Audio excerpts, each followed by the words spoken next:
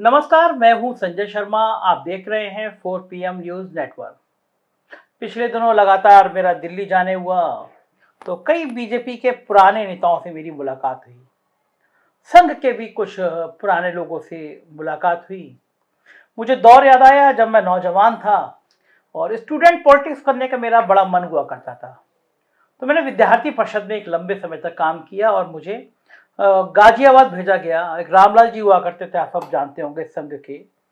तो रामलाल जी ने मुझसे कहा कि नौजवानों के बीच में जाके काम करो। तो मैं गया, गाजियाबाद में गया। उस समय में जेपी नड्डा जी दिल्ली में एंट्री किए थे, राम बहादुर राय जी जनसत्ता में हुआ करते थे। तो हम गाजियाबाद से दिल्ली राम बहादुर राय जी से विमर्श करने जाते थे। तो बहुत उस पीढ़ी के बहुत लोगों से आज भी काफ़ी जानकारी मिलती रहती है। तो मैं मिलने गया इस बार कई लोगों से।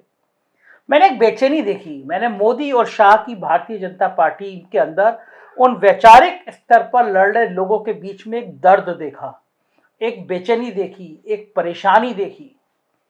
और मैंने देखा कि ये बेचैनी लगातार बढ़ रही है, ये संघ में बढ़ रही है, ये भारतीय जनता पार्टी में बढ़ रही है। ये दर्द है कि जो भारतीय जनता पार्टी और संघ का दर्द है। दरअसल भारतीय जनता पार्टी में आजकल एक नई रवायत देखी जा रही है। इस रवायत के तहत संघ पृष्ठभूमि से आए हुए लोग और कार्यकर्ता, अखिल भारतीय विद्यार्थी परिषद से आए हुए नौजवान, जो दिन रात पार्टी की बेहतरी के लिए खून पसीना बहाते हैं, उनकी भूमिका को सिर्फ टेंट कुर्सी का इंतजाम करने वाले तक और नारे लगाने वालों तक सीमित कर दिया जा रहा है। जबकि इसी भारतीय जनता पार्टी का इतिहास रहा है कि चाहे आपकी पृष्ठभूमि कुछ भी हो, आप पार्टी के अंदर बराबर की अहमियत पाने के हकदार रहे हैं। मैंने खुद देखा है। मैं आपको पिछले दौर में ले जाता हूं। याद कीजिए, भाजपा की शीर्ष चौकड़ी में एक प्रोफेसर मुरली मनोहर जोशी, शरणार्थी लाल कृष्ण आडवाणी, कांस्टेबल भैरों सिंह शेखावत, पत्रकार अटल बिहारी वाजपेयी, इनकी भूमिका अदा कर चुके लोगों को भाजपा की, ये चारों लोग ऐसे थे जो भाजपा की दशा और दिशा तय करते थे। चारों का नाम बीजेपी के अंदर आत्मा था। मतलब ये चारों जहां खड़े हो जाते थे, ये माना जाता था ये भाजपा की आत्मा है। इनमें कोई भेदभाव उनके बैकग्राउंड को लेकर नहीं होता था कि आप शरणार्थी हैं, आप कांस्टेबल हैं, आप पत्रकार हैं। सब बराबर के हिसाब से रहते थे और नीति तय किया करते थे। इतना ही नहीं, इस चौकड़ी के निर्देशन में जो दूसरी बात थी, उस पर भी आप नजर डालेंगे तो प्रोफेसर के रूप में गोविंदाचार्य, साध्वी के रूप में उमा भारती, शिक्षक के रूप में शांता कुमार, स्वयंसेवक के रूप में कल्याण सिंह और छात्र नेता के रूप में अरुण जेटली, सुशील मोदी वगैरह वगैरह कई सारे लोग। ये सब बिना किसी भेदभाव के आगे बढ़ाए जाते थे, पार्टी के अंदर आगे इनको ले जाया जाता था। लेकिन वो गुजरा हुआ जमाना है। उस गुजरे जमाने में भैरों सिंह शेखावत उपराष्ट्रपति, अटल बिहारी वाजपेयी प्रधानमंत्री और लाल कृष्ण आडवाणी उप प्रधानमंत्री हुआ करते थे। आप कैबिनेट पर नजर डालें तो मुरली मनोहर जोशी, जसवंत सिंह, सुषमा स्वराज, प्रमोद महाजन, अरुण जेटली जैसे विशुद्ध पार्टी का लोग और आरएसएस के जो नर्सरी कहते हैं ना, आरएसएस की नर्सरी से निकले हुए लोग दिखाई देते थे। आप भारतीय जनता पार्टी के मुख्यमंत्रियों की सूची देखेंगे तो कल्याण सिंह, राजनाथ सिंह, वसुंधरा राजे, केशु भाई पटेल, सुंदरलाल पटवा, शांता कुमार, जैसे गंभीर ऐसे पॉलिटिकल लोग, ऐसे जानकारी रखने वाले लोग जिनको राजनीति की नब्ज पता हुआ करती थी, वो हुआ करते थे। ले देकर एक यशवंत सिन्हा थे, जिनको आप कह सकते हैं कि ब्यूरोक्रेटिक बैकग्राउंड का माना जा सकता था, नौकरशाह थे, राजनीति में आए थे। लेकिन वो भी सीधे ब्यूरोक्रेट से भाजपा ही नहीं बने थे, बल्कि वो जनता पार्टी में रहे थे, जनता दल के प्रवक्ता रहे थे और प्रधानमंत्री चंद्रशेखर की सरकार में देश के वित्त मंत्री रहे थे। यानी एक लंबा पॉलिटिकल अनुभव लेकर भारतीय जनता पार्टी में आए थे।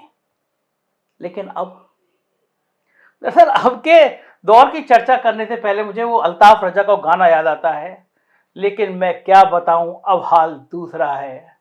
अरे वो साल दूसरा था, ये साल दूसरा है। आपकी भारतीय जनता पार्टी, मौजूदा भारतीय जनता पार्टी मोदी और अमित शाह की भाजपा है। इस भाजपा में उस दौर की भाजपा से जो बदलाव दिखता है, उस पर नजर डालेंगे तो स्पष्ट हो जाता है कि ज्यादातर वैसे लोगों को अहमियत दी गई है या तो दूसरे दलों से आए हैं या फिर रिटायर्ड ब्यूरोक्रेट है, नौकरशाह हैं।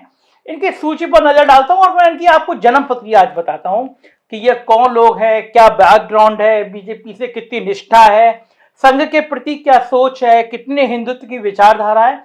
मैं इस पे बात करता हूं जो आजकल मोदी मंत्रिमंडल में अपना जलवा बिखेर रहे हैं। पहला नाम आर.के. सिंह का, चर्चित नाम। ये महाशय बिहार कैडर के आईएएस अफसर हुआ करते थे। मनमोहन सिंह के दौर में केंद्रीय गृह सचिव रहे हैं। बहुत ताकतवर पोस्ट होती है। जब ये गृह सचिव थे उसी दरमियान ये संघ को हिंदू आतंकवादी संगठन होने का बयान भी दे चुके हैं। उन्होंने कहा था कि आरएसएस हिंदू आतंकवादी संगठन है। इसके अलावा भी इनकी एक उपलब्धि है। उपलब्धि यह है कि 23 अक्टूबर 1990 को प्रधानमंत्री विश्वनाथ प्रताप सिंह के निर्देश पर लालू यादव ने जब आडवाणी को समस्तीपुर में गिरफ्तार करने का प्लान बनाया तो इस काम को अंजाम देने के लिए लालू को किसी आईपीएस पर भरोसा नहीं हुआ। आडवाणी जी रथ लेकर निकले हुए थे, रथ में उफान था, हिंदुत्व की भावना का उफान था, भीड़ थी, हजारों लाखों लोगों का विश्वास था।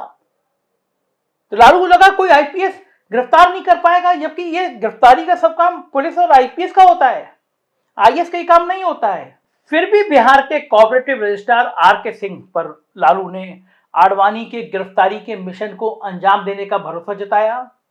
आर.के. सिंह ने ही आडवाणी को गिरफ्तार किया, लेकिन अब यही आर.के. सिंह अब आडवाणी की पार्टी में ऊर्जा मंत्री बनकर सत्ता की मलाई खा रहे हैं।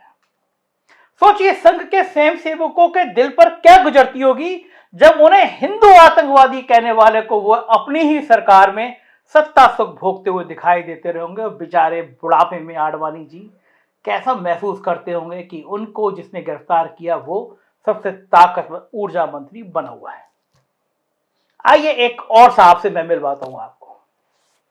नाम है एस जयशंकर। ये महाशय भारतीय विदेश सेवा के अधिकारी हैं।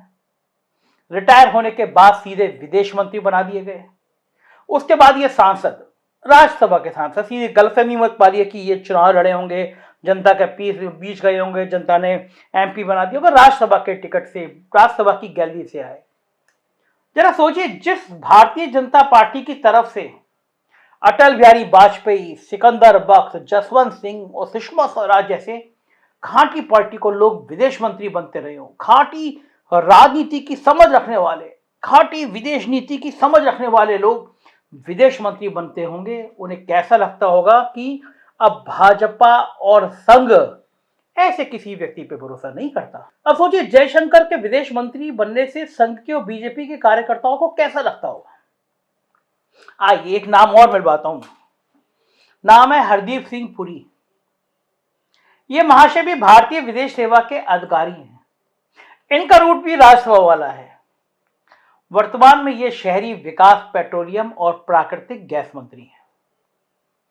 याद कीजिए वो दौर जब वाजपेयी सरकार में शहरी विकास मंत्रालय सुषमा स्वराज संभालती थी, तो पेट्रोलियम की जिम्मेदारी राम नायक के पास थी।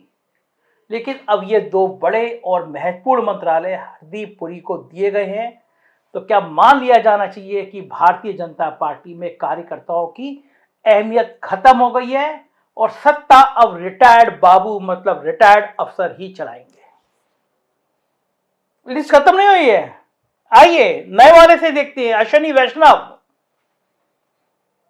ये महाशय भी आईएएस अफसर रहे हैं। बीआरएस लेके राजनीति में आए, सोचा पॉलिटिक्स कर लो, चलो नौकरी हो गई बहुत।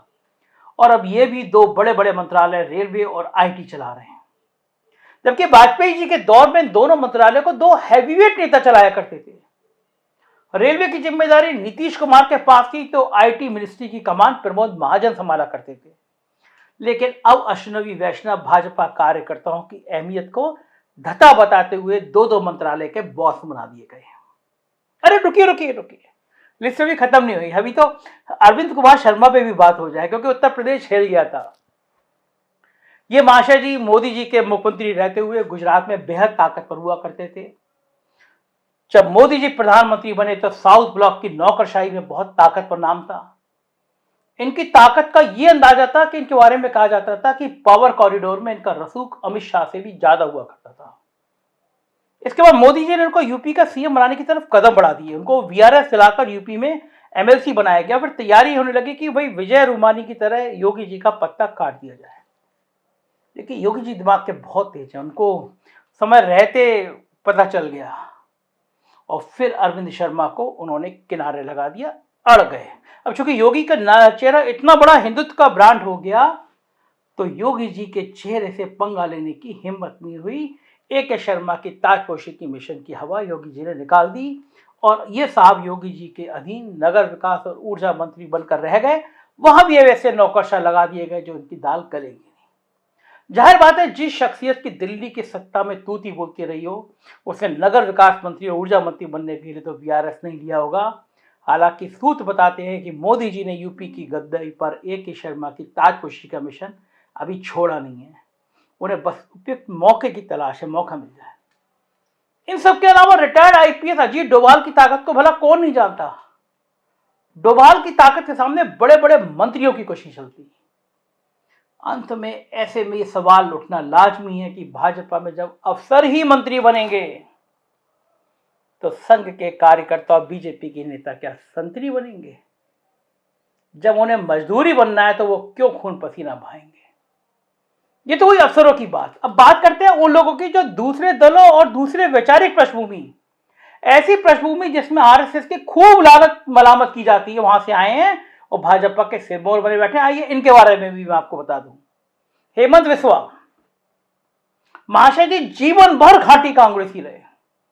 मोदी जी के सत्ता में आने के बाद इनको भी ईडी का लव लेटर मिला और ईडी के लव लेटर ने इनको, इस प्यार ने ईडी के भाजपाई बना दिया और अब ये भाजपा की ओर से असम के मुख्यमंत्री हैं।